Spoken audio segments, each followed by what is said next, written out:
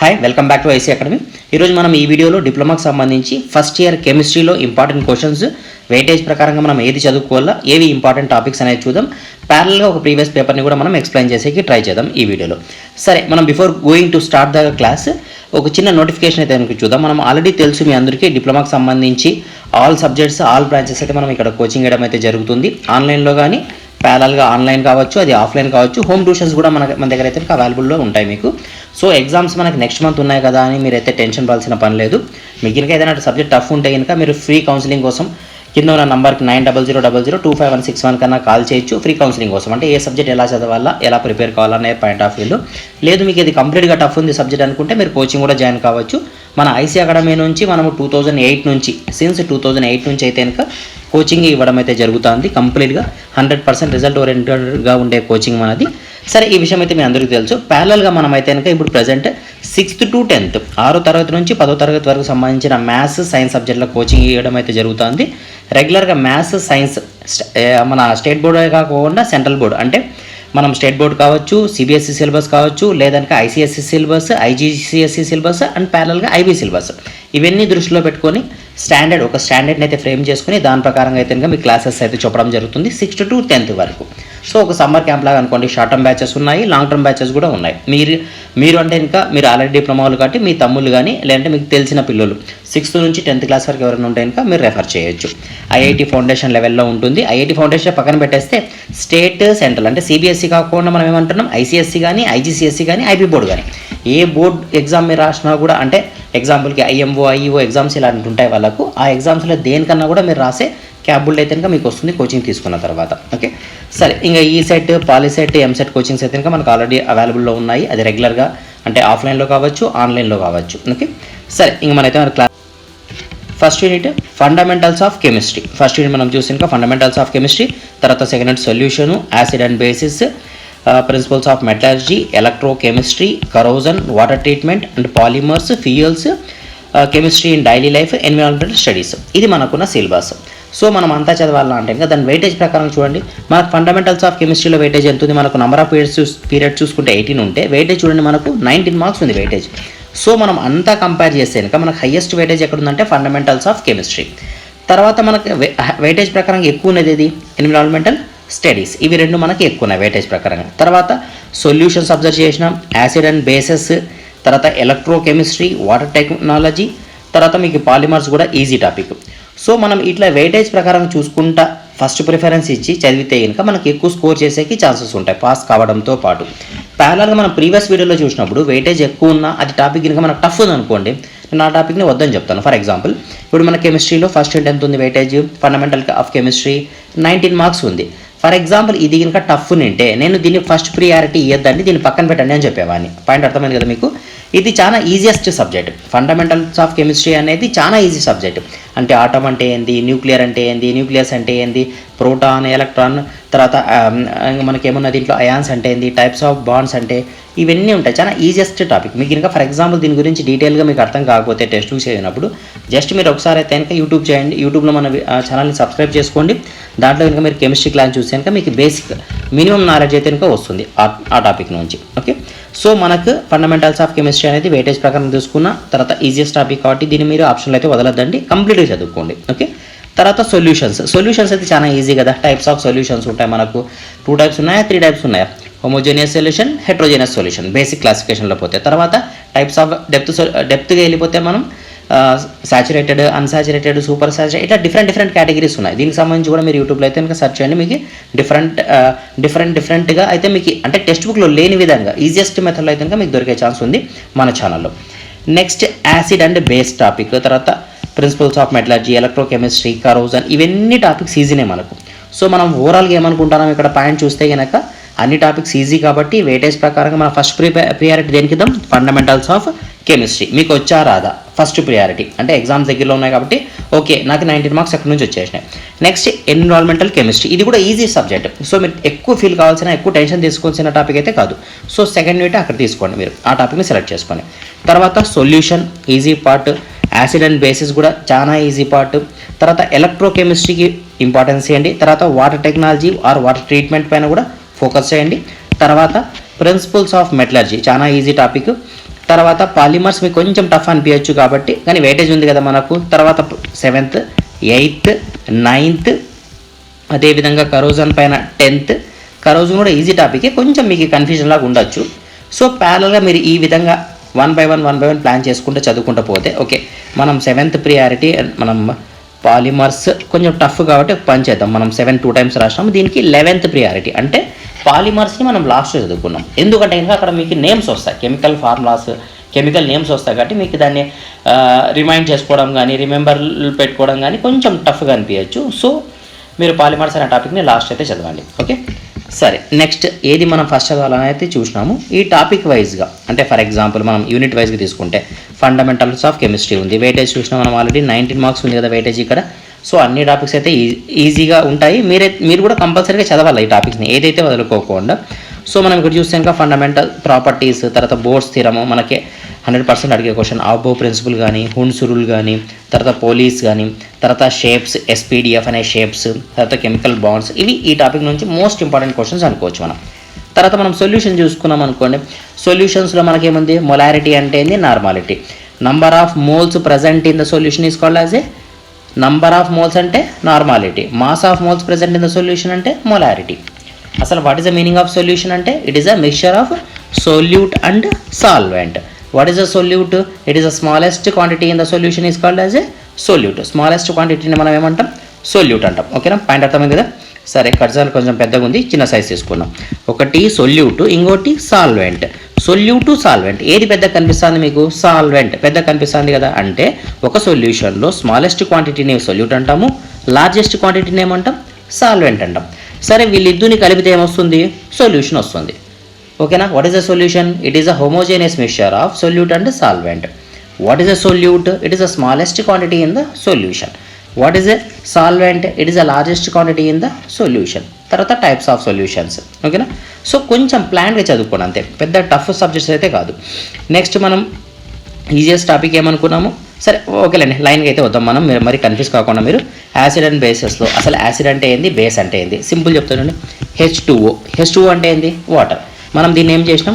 Heat చేసినాం. Heat చేసిన తర్వాత దీంట్లో నుంచి H+ అయాన్స్ రావచ్చు, లేదా OH- అయాన్స్ రావచ్చు, అంతే కదా. ఇవి రెండు కాకుండా వేరేదేమైనా వచ్చే ఛాన్స్ ఉందా? లేదు.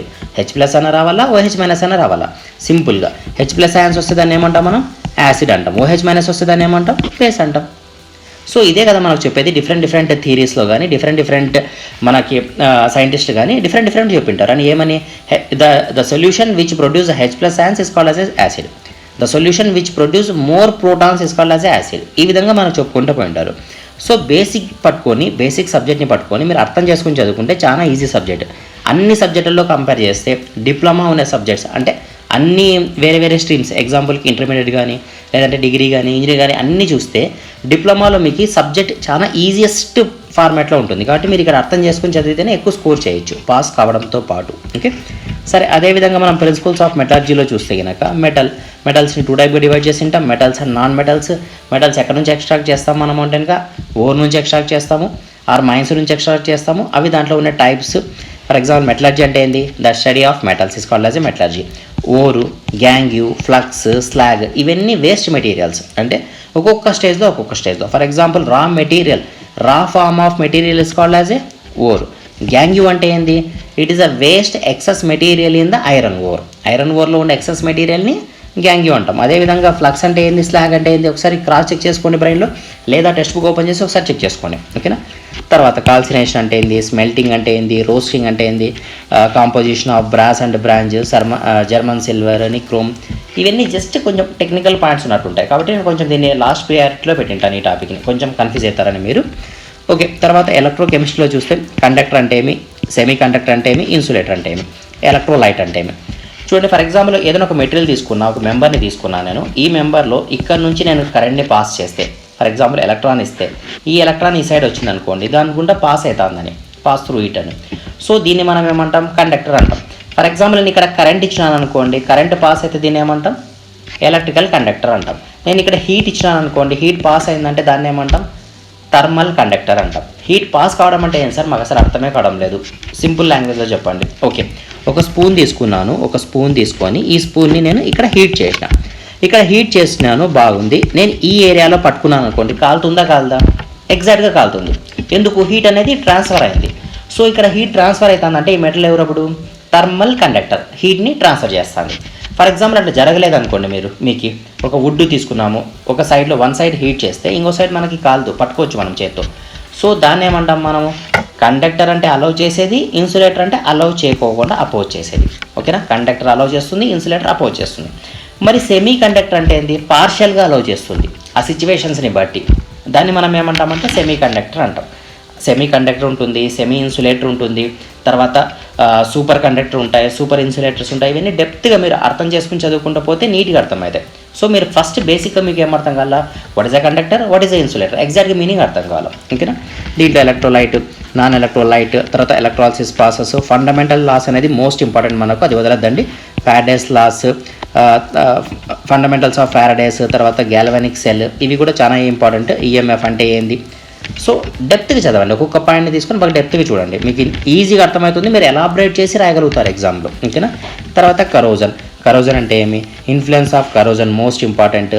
తర్వాత దాని ప్రివెన్షన్ మెథడ్స్ ఏమున్నాయి మనకు? కోటింగ్ మెథడ్స్ అని, క్యాథోటిక్ మెథడ్ అని, తర్వాత ప్రొటెక్షన్ మెథడ్ అని, ఇట్లా డిఫరెంట్ మెథడ్స్ ఉన్నాయి. అన్నిటిపైన మీరు దేనైతే వదలద్దని ఒకసారి రఫ్గా రివ్యూ చేయండి దానిపైన క్లియర్ కట్గా. Okay?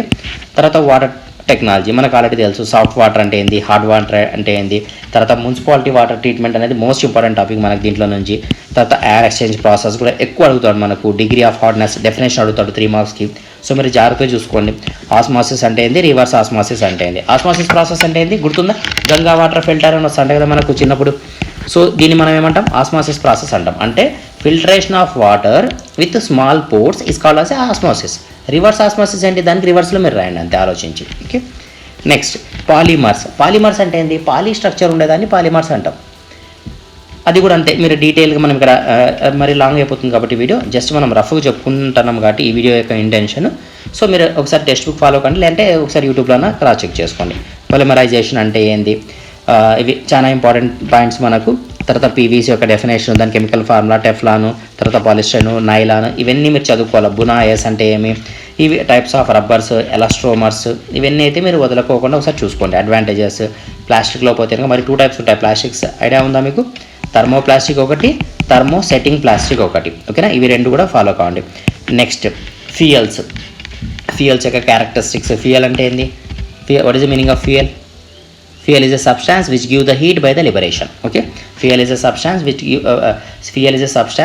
gives the heat by the liberation. అంటే చాలా మంది ఏమనుకుంటారంటే, నేను ఒక స్పూన్ తీసుకున్నా, ఇంతకుముందు ఎగ్జాంపుల్ ఒక స్పూన్ తీసుకున్నా, ఈ స్పూన్ని హీట్ చేసి పక్కన నేను ఆ ఫ్రెండ్కి తీసుకుపోయి వాని కాలిపైన పెట్టినా, అంటే వాని కాల్చిన ఆ స్పూన్తో, అంటే ఇక్కడ హీట్ జరిగినట్లనా? అంటే దీని మీనింగ్ ఇది ఫ్యూయలా? కాదు, ఎగ్జాక్ట్లీ రాంగ్. ఫ్యూయల్ అంటే ఏంటంటే what is the fuel? It is a substance which gives the heat by the liberation. అంటే ఈ సబ్స్టాన్స్ ఏం కావాలా? హీట్ ఇవ్వాల. ఓకే, తర్వాత ఇది రీయూజ్ కాకూడదు, అంతమైపోవాల. దాన్ని మనం ఏమంటామంటే ఫ్యూయల్ అంటాం. ఫర్ ఎగ్జాంపుల్గా ఒక పేపర్ తీసుకున్నాం, ఈ పేపర్ని కాల్చినాం, దీన్ని కాల్చేసిన తర్వాత దీన్ని మరి యూజ్ చేసుకోవచ్చా? మనం రీయూజ్ చేయొచ్చా? చేయలేం కదా, ఎందుకంటే అది యాష్ ఫామ్లో చేంజ్ అయిపోయి ఉంటుంది, రీయూజ్ చేయలేం. దాన్ని మాత్రం మనం ఫ్యూయల్ అనాల. రీయూజ్ టైప్లో ఉంది అంటే కనుక దాన్ని ఫ్యూయల్ అనకూడదు. ఓకేనా? Clear point? Okay. Characteristics of good fuel అంటే, గుడ్ ఫ్యూయల్ అంటే ఏం సార్ అంటే హీట్ ఎక్కువ రావాలా. హీట్ని మనం దేంట్లో మెజర్ చేస్తాం సార్ అంటే మరి కెలరిఫిక్ వాల్యూలో మెజర్ చేస్తాం. ఈ కెలరిఫిక్ వాల్యూస్ ఎన్ని టైప్స్ ఉంటాయంటే 2 టైప్స్ ఉంటాయి. ఈ టాపిక్ మనకి ఎక్కడ వచ్చి ఉంటుంది? థర్మల్ సబ్జెక్ట్లో వచ్చి ఉంటుంది, మెకానికల్ వాళ్ళకి కానీ లేదా ఆటోమొబైల్ వాళ్ళకి కానీ. నెక్స్ట్ టాపిక్ చూస్తే మనం కెమిస్ట్రీ ఇన్ డైలీ లైఫ్లో యూజ్ అయ్యే కెమిస్ట్రీ. సో మోస్ట్ ఇంపార్టెంట్, ఇంట్రెస్టింగ్గా ఉంటుంది మీకు ఈ టాపిక్ చదివితే కనుక, ఒకసారి చూడండి. తర్వాత ఎన్విరాన్మెంటల్ స్టడీస్.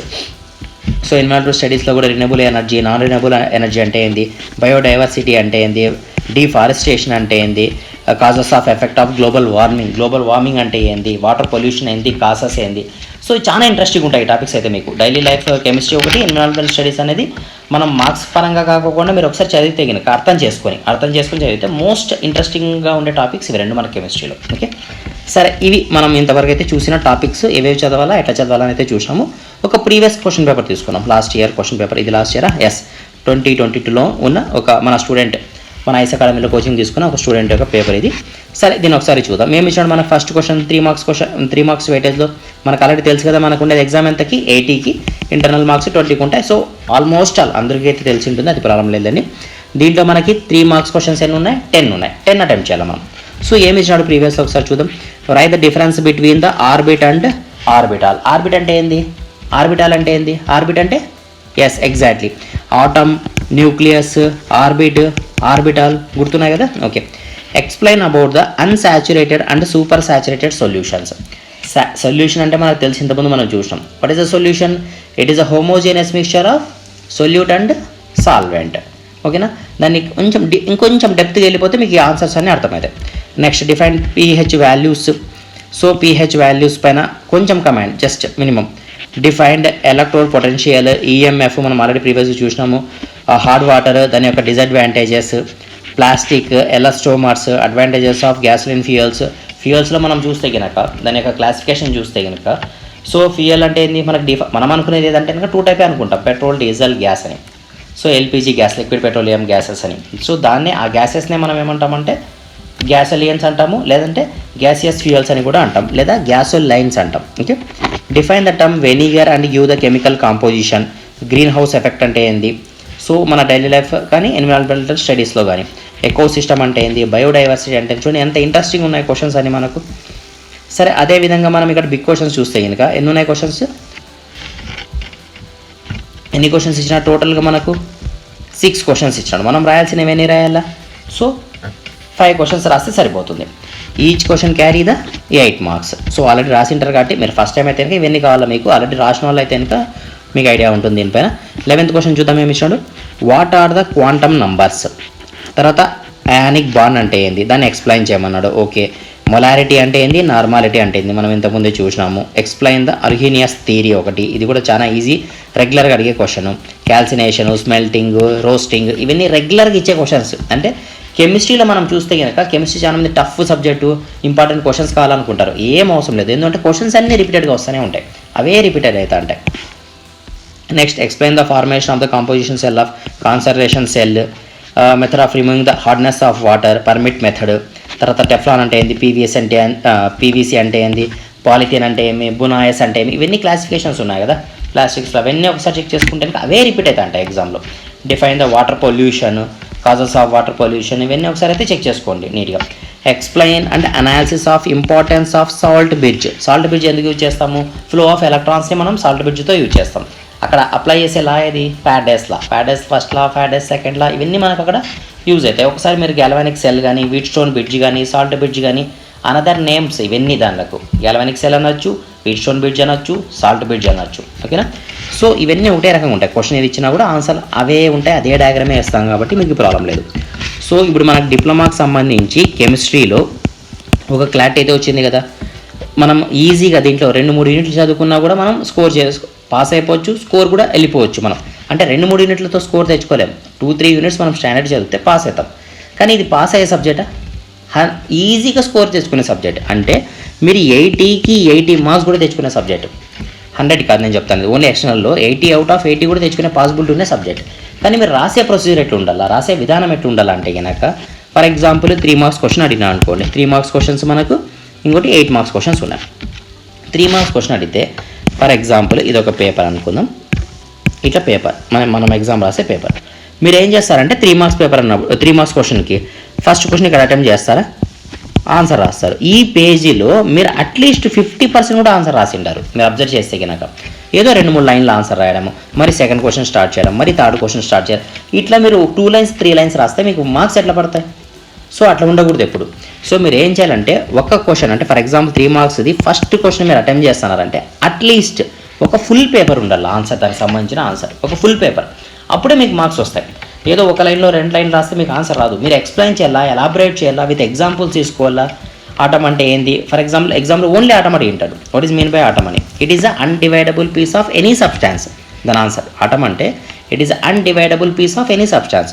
అదొక లైన్ రాస్తే ఎట్లా మీకు 3 మార్క్స్ పడవు. అక్కడ మీరు ఏం చేయాలా, ఒక పేజీ ఉండాలా. ఒక పేజీ ఉండాలంటే చాలా మంది ఏం చేస్తారు తెలుసా, పేజీ రాయమన్నాడు కదా సార్ అని చెప్పేసి ఇక్కడ ఒక మార్జిన్, ఇక్కడ ఒక మార్జిన్, ఇక్కడ ఒక మార్జిన్, ఇక్కడ ఒక మార్జిన్, అంటే ఈ ఏరియాని తగ్గించేస్తారు. కంటెంట్ అదే రాసింటారు, క్వాంటిటీ అదే రాసింటారు. ఇక్కడ మీరు క్వాంటిటీని పెంచాలా, అంటే ఎక్కువ మ్యాటర్ ఉండాలా ఇక్కడ, అంతే తప్ప మీరు పేపర్ని చిన్నగా చేసి తక్కువ మ్యాటర్ని పెద్ద కనిపించేట్లు రాయడము, పెద్ద పెద్ద అక్షరాలతో రాయడం, ఇట్లాంటివి వద్దు, చీటింగ్స్ ఇట్లాంటివి వద్దు. Okay, so quality of writing అనేది మోస్ట్ ఇంపార్టెంట్. కాబట్టి మీరు నీట్గా పేపర్లో నీట్గా రాయండి. అంటే ఇక్కడ మొత్తం టెక్స్ట్ అంతా. అదేవిధంగా మీరు ఏం చేయాలా, diagrams representation most important. What is the diagram? Engineering subject మనకు ఎందుకు ఉంది, డిప్లొమా ఫస్ట్ ఇయర్లో కానీ సెకండ్ ఇయర్లో కానీ థర్డ్ ఇయర్లో కానీ ఎందుకు వస్తుంది? What is a drawing? It is a pictorial language of engineers. అంటే బొమ్మల ద్వారా మనం ముందర వానికి అర్థమయ్యేటట్లు చెప్పే విధానాన్ని ఏమంటున్నాం? డ్రాయింగ్ అంటున్నాం. కాబట్టి మీకు తెలియదు అనుకోండి సబ్జెక్ట్, ఆటమంటే మీకు చెప్పేకి రావడం లేదు క్లియర్ కట్గా, ఒక చిన్న డయాగ్రామ్ వేయండి, డయాగ్రామ్ వేసి ఎక్స్ప్లెయిన్ చేయండి, వాళ్ళకి నీట్గా అర్థమవుతుంది. ఓకే. అదేవిధంగా 8 మార్క్స్ క్వశ్చన్ ఇచ్చినప్పుడు మీరు minimum to minimum 1.5 page answer ఉండాలి. మీ దాంట్లో కంపల్సరీగా మినిమం 1 డయాగ్రామ్ ఉండాలి. ఓకేనా? 1 డయాగ్రామ్ అనేది మస్ట్ అండ్ షుడ్ మనకు కెమిస్ట్రీ సబ్జెక్ట్లో. ఏదో దానికి సంబంధించిన ఒక డయాగ్రామ్, ఏదో మీ ఇష్టమైన డయాగ్రామ్ కాదు, ఆ టాపిక్ సంబంధించిన ఒక డయాగ్రామ్. ఓకేనా? సో మీరు రాసిన తర్వాత ఏదైనా ఆన్సర్ పర్ఫెక్ట్ రాస్తే అక్కడక్కడ అండర్లైన్ చేయడము, క్వాలిటీ ఆఫ్ రైటింగ్ నీట్గా ఉండడం కానీ, క్వాంటిటీ ఎక్కువ రాయడం కానీ, డయాగ్రామ్స్ ఉండడం కానీ, ఇంకా బెటర్ మీరు ఇంకా డయాగ్రామ్ పెన్నుతో వేస్తే కనుక మీకు 100% ఫుల్ మార్క్స్ వస్తాయి ఆ క్వశ్చన్కు. పెన్తో వేస్తే, పెన్సిల్తో కాదు, పెన్తో వేస్తే. ఎందుకంటే మీరు ఎప్పుడైతే డయాగ్రామ్ని పెన్తో వేస్తారో, పెన్సిల్తో కాకుండా మీ యొక్క నాలెడ్జ్ కానీ మీ యొక్క స్ట్రెంగ్త్ కానీ ముందర ఎగ్జామినర్కి అర్థమవుతుంది. అంటే మీరు ఎంత క్వాలిటీగా ప్రిపేర్ అయినా అనే విషయం వాళ్ళకి అర్థమవుతుంది. కాబట్టి వాళ్ళు ఆలోచించారు, 8కి 8 మార్క్స్ వేసుకుంటూ వెళ్ళిపోతారు. ఓకేనా? సో అప్పుడు మనం పాస్ గురించి కాదు కదా, 80% స్కోర్ గురించి మనం చదవచ్చు. తర్వాత చాలా మందికి వచ్చే డౌట్ ఏమంటే కనుక, ఇప్పుడు మీరు ఓన్గా ప్రిపేర్ అవ్వాలైతే కనుక ప్రిపేర్ కాండి, నో ప్రాబ్లం. ప్రిపేర్ కాకోకుండా చాలా టఫ్ ఉంది సబ్జెక్ట్ అని ఫీల్ అయ్యే వాళ్ళు ఎవరైనా ఉంటే కనుక మీరు ఏమీ కన్ఫ్యూజ్ కాదండి. మీరు డైరెక్ట్గా మనం ఆల్రెడీ ఇంతకుముందు చెప్పుకున్నాం కదా, ఇన్స్టిట్యూట్ నెంబర్ అయితే మీకు ఆల్రెడీ స్క్రోల్ చేసి ఉంటాను ఇంతకుముందు. మీరు కావాలంటే స్క్రీన్ షాట్ తీసుకోండి, స్క్రీన్ షాట్ తీసుకొని లేదంటే పాస్ చేసి వీడియోని నెంబర్ నోట్ డౌన్ చేయండి, నంబర్కి కాల్ చేయండి, లేదంటే మెసేజ్ చేయండి. మెసేజ్ చేసి మీకు చదివేది అర్థం కాలేదనుకోండి, ఎట్లా చదవాలా, ఎట్లా ప్రిపేర్ కావాలో అర్థం కాకపోతే మీకు కాల్ చేస్తే కనుక మీకు నీట్గా ఎక్స్ప్లెయిన్ చేసి చెప్తారు ఎట్లా ప్రిపేర్ కావాలా ఏం లేదనే సబ్జెక్ట్. ఫర్ ఎగ్జాంపుల్ ఇంకా మీకు చెప్పినా కూడా అర్థం కాలేదు, మీరు ఫైనాన్షియల్గా ప్రాబ్లం లేదు, మీరు కోచింగ్ తీసుకునే క్యాపబిలిటీ ఉందనుకుంటే బెటర్ మీరు జాయిన్ కాండి కోచింగ్లో. సో మంచి స్కోర్ తెచ్చుకునే ఛాన్సెస్ అయితే కనుక ఉంటాయి. తర్వాత ఎగ్జామ్ మనకి నెక్స్ట్ మంత్లోనే ఉంది, అంటే హార్డ్లీ 10 to 15 డేసే ఉంది కదా ఎగ్జామ్స్కి, లేదంటే 15 to 20 డేసే ఉంది కదా ఎగ్జామ్స్కి, లేదంటే 1 మంతే ఉంది కదా ఎగ్జామ్స్కి అని ఆలోచించద్దండి. ఎందుకంటే కనుక 1 వీక్ కోచింగ్ తీసుకున్న వాళ్ళు కూడా 100% పాస్ కావడంతో పాటు మంచి స్కోర్ తెచ్చుకునే ఆ క్యాపబిలిటీ ఉన్న ఇన్స్టిట్యూట్ ఏదంటే కనుక ఐస్ అకాడమీ. మీరు ఎవరైనా ఆల్రెడీ ప్రీవియస్గా మీ ఫ్రెండ్స్ కానీ మీ సీనియర్స్ కానీ ఎవరైనా ఐస్ అకాడమీలో జాయిన్ అయితే కనుక వాళ్ళతో ఒకసారి మీరు రెఫరెన్స్ తీసుకోండి, ఎలా ఉంటుంది ఏం లేదనేది మీకు అర్థమవుతుంది. టైం తక్కువ ఉంది కదా అని లాస్ట్ మూమెంట్లో ఫీజు గురించి అయితే ఫీల్ కాదండి. మీరు ఫర్ ఎగ్జాంపుల్ ఫీజు ఎంత కడతారు ఎంత కట్టలేరు అనేది పక్కన పెట్టేస్తే కనుక మీకు ఈ కోచింగ్ అవసరం ఉన్నప్పుడు మాత్రం కంపల్సరీగా కాల్ చేయండి. మీకు సంబంధించిన గైడెన్స్ కానీ ఫుల్ సపోర్ట్ కానీ ఇన్స్టిట్యూట్ నుంచి మీకు 100% దొరుకుతుంది. ఆ ఫైనాన్షియల్గా మీరు ఉన్నారా లేదా అనే విషయం పక్కన పెడదాం, కొంతసేపు ఎంత కట్టగలరు ఎంత లేరని పక్కన పెట్టేస్తే మీకు మాత్రం సూటబుల్ సొల్యూషన్ అయితే దొరుకుతుంది ఐస్ అకాడమీ నుంచి, ఎస్పెషల్గా డిప్లొమాల కోసం. ఎందుకు 2008 నుంచి ఇంతవరకు కూడా ఈ ఇన్స్టిట్యూట్ ఎక్కువ కాన్సన్ట్రేట్ చేస్తుంది ఎవరిపైన అంటే కనుక డిప్లొమా స్టూడెంట్స్ కోసం. ఎందుకు 2008 బిఫోర్ చూస్తే కనుక మీకు డిప్లొమా గురించి ట్యూషన్సే లేవు. సో చాలా మంది సఫర్ అయ్యేవాళ్ళు. అసలు డిప్లొమా జాయిన్ కావాలన్నా కూడా దాంట్లో పోతే సబ్జెక్టులు మిగులుతాయి, చెప్పేవాళ్ళు ఉండరు, ప్రీవియస్ క్వశ్చన్ పేపర్లు దొరకవు, గైడెన్స్ ఉండదు ప్రాపర్గా అనుకుని ఫెయిల్ అయ్యేవాళ్ళు. 2008లో మనం ఎప్పుడైతే స్టార్ట్ చేసామో థౌజండ్స్ ఆఫ్ స్టూడెంట్స్ పాస్ కావడం అయితే జరిగింది ఈ ఇన్స్టిట్యూట్ వల్ల. సో దాన్ని మనం హ్యాపీగా ప్రౌడ్గా చెప్పగలుగుతున్నాం, మీ అందరికీ కూడా షేర్ చేయగలుగుతున్నాం. కాబట్టి మీకు ఏమైనా డౌట్ ఉంటే డిప్లొమా మ్యాథ్స్ ఫిజిక్స్ కెమిస్ట్రీ కాదు, మీకు 10+ సబ్జెక్ట్స్ ఉన్నాయా 15+ సబ్జెక్ట్స్ ఉన్నాయా, టైం 10 డేసే ఉందా, నో ప్రాబ్లం. మీరు ఫస్ట్ కాల్ చేయండి నంబర్కు, మీకున్న ప్రాబ్లం చెప్పండి, మీకు వీలైతే పాసిబిలిటీ ఉంది అంటే కనుక మీకు సార్ గైడ్ చేస్తారు. దాని ప్రకారంగా మీకు సంబంధించిన సార్ వాళ్ళు మీకు గైడ్ చేస్తారు. మీరు జాయిన్ కావాలా లేదా మీరు ఓన్గా ప్రిపేర్ కావాలనేది మీకు గైడ్ చేస్తారు. దాని ప్రకారంగా మీరు చదువుకోండి, 100% సక్సెస్ కాండి. Okay, thank you, bye bye, good bye.